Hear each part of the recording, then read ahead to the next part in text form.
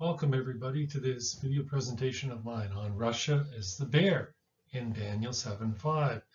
Russia as the bear prophecy seems to be in becoming fulfilled. Who would have thought that Russia would rise up at this time and attack Ukraine?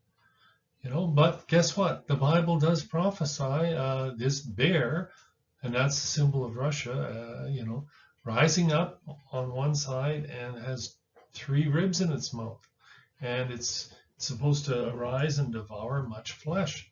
This fits more with Russia than rather than taking Russia as Gog and Magog, which some dispensationalists have done. And I'm not saying they're totally wrong there, but when we look at Revelation 27 and 8, we see that Gog and Magog are raised up after the 1,000 years. And this is before the 1,000 years. So I think Russia is the bear in Daniel 7:5. Russia is raised up on one side, has three ribs in its mouth. Look what's going on in Ukraine. Now, this is no fluke.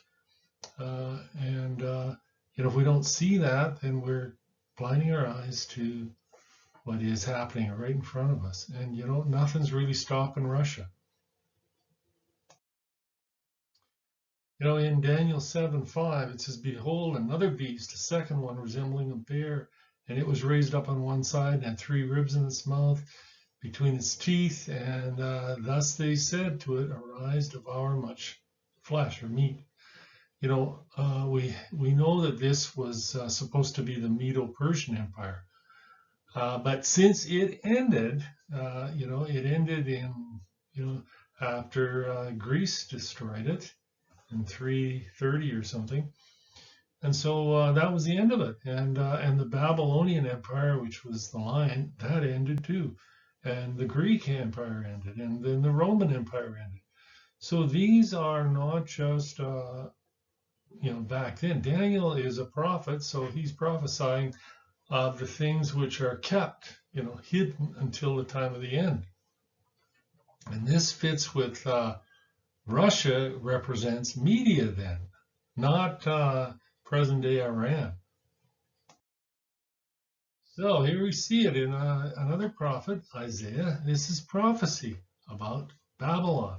It says, "Behold, I will stir up the Medes against them," that's Babylon, "which shall not regard silver or gold. They shall not delight in it. Their bows also will dash the young men in pieces. They'll have no pity on the fruit of the womb, and their eyes shall not spare children." Now, just think of this for a minute. Now, who does this picture? The Medes, Iran? Not really. This is more Russia. They don't regard, because they're communist, and they are cruel. Look at what's going on in Ukraine. We've had a few pictures of the cruelty of killing families, that they do. This is the bear. And, for some reason, God has roused up the bear.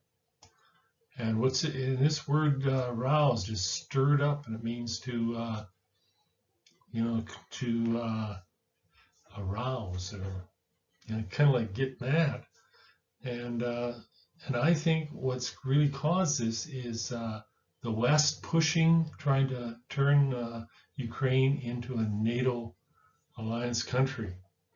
And that has woken up the bear, and now they're going to do something about it.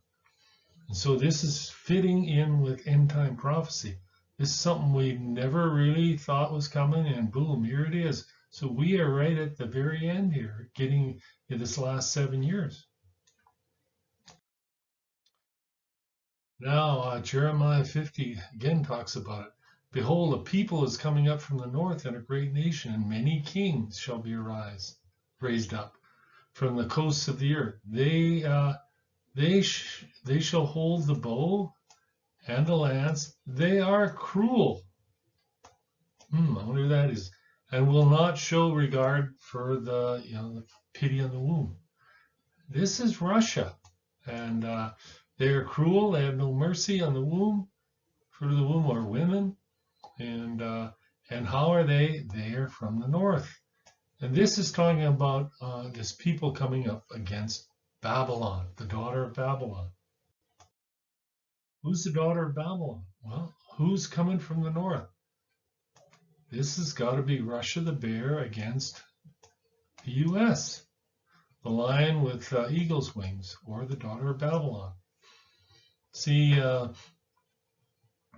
Babylon was back then as the lion. But as I said, Babylon had its fulfillment. So did Media have its fulfillment. But now, in this time, these are kings that rise up at the end time. And one is Russia the bear, and the other is the daughter of Babylon, America. And if we look what, right over the North Pole here is Russia. So they come up out of the north of America. Here it is again. Here's the U.S. Here's Russia. So over it's north. This is no fluke prophecy. We see in Daniel 7:17-18, those great beasts, talking about those four beasts, the lion, the leopard, the bear, and the dragon, are four kings which arise out of the earth. But the saints of the Most High shall receive the kingdom and possess the kingdom forever and ever, and ever and ever.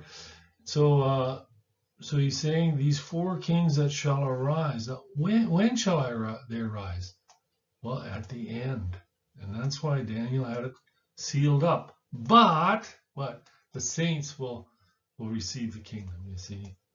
The whole, the kingdoms of this world have become the kingdoms of our God and of his Christ. The image that is struck in the feet, with the stone, that stone becomes a great mountain and fills the whole earth.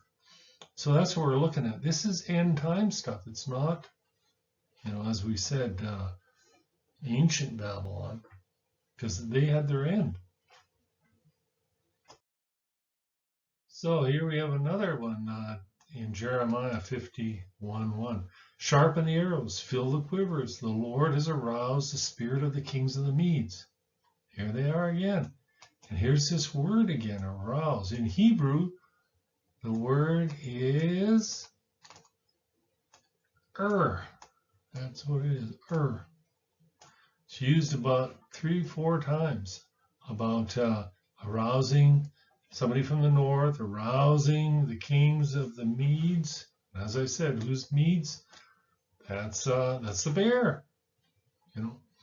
It had its fulfillment then, but who's nowadays? Who's the Mede right now? It's not Iran. Iran couldn't defeat America, but Russia could. And we see that in, Babylon is fallen.